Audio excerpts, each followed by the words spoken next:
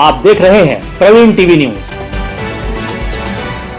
अब किसानों को बुलाकर अपनी धान की पहचान कराने के बाद ही धान खरीदी की जाएगी। धान से संबंधित जानकारी देते हुए कलेक्टर ने कहा कि कई टीमें राज्य शासन की ओर से भेजी गई हैं और ये टीमें लगातार अलग अलग वेयरहाउस में जाकर वहां रुक रही हैं और वहां जो धान इकट्ठा है जो कि बिना पेमेंट बुकिंग के बगैर उपार्जन केंद्र में इकट्ठा कर लिया गया है उसकी जाँच की जा रही है और जो FQ है उसे किसानों से खरीदेंगे और नॉन FQ है उसे रिजेक्ट करेंगे। इस संबंध में कार्यवाही चल रही है। लगभग 7 से 8 दिनों में कार्यवाही पूरी हो जाएगी। साथ ही उन्होंने कहा कि किसानों के संबंध में बिल्कुल क्लियर है कि वेयरहाउस वालों से बात हो चुकी है। उन किसानों की लिस्ट तैयार की जा चुकी है जिन किसानों का वहां पर धान रखा हुआ है। इसी के साथ ही लिस्ट भोपाल भेजी जा चुकी है जो कि पोर्टल पर अपलोड भी हो चुकी है। हम किसानों को और बुलाकर उनकी धान की पहचान करने के बाद ही अगर धान FQ है तो धान खरीदी जाएगी और नॉन FQ है तो किसान से कहेंगे कि उसे अपग्रेड कर लें।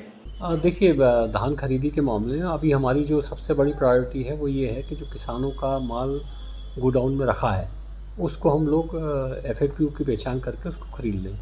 जो भोपाल से टीम आई है वो धान की जांच कर रहे हैं और इस बात को देख रहे हैं कि कौन सा धान FAQ है, कौन सा धान नॉन FAQ है। कुछ गोदामों में वो टीम गई थी और वहाँ पर स्टैक लगे हुए थे, मतलब बोरे एक के ऊपर एक जमे हुए थे।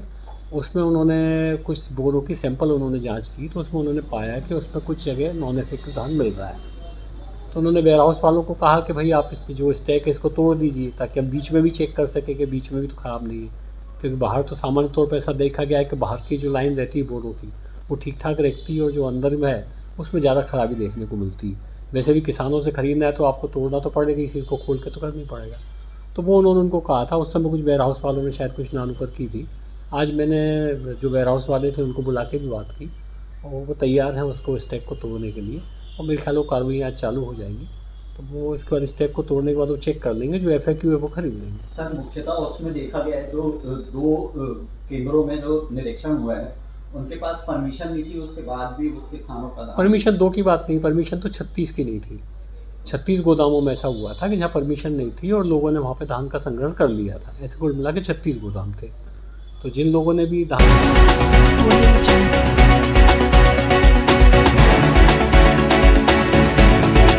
आप देख रहे हैं प्रवीण टीवी न्यूज।